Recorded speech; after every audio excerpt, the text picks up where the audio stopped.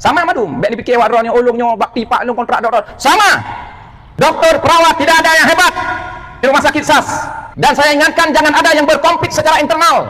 Jangan ada kelompok-kelompok kecil di rumah sakit SAS. Jangan ada ruang polan jungkat ke ruang polen. Ruang B jungkat ke direktur. Direktur jungkat ke bawahan. Menancik yang lain-lain. Bek politik di dalam rumah sakit. Kedapatan tegas.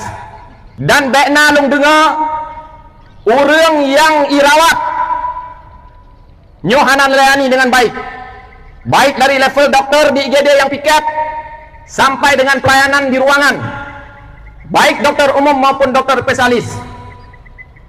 Bekna dokter watai telepon kau langsa tanggung jawab cok getanyo sebab na tuntut hak, maka tanggung jawab di memandum tingkat level yang na di rumah sakit perlah.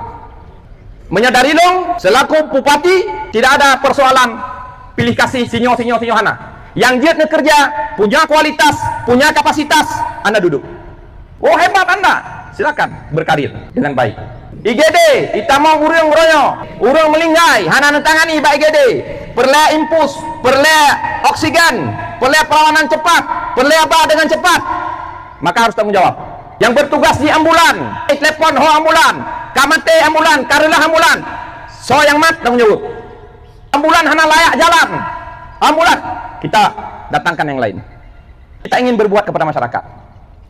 Nyo tujuan urung drone long tanyong, nekerja rumah sakit SAS, netamong keno, nyopu tujuan melayani masyarakat sepenuh hati atau untuk kepentingan drone matang.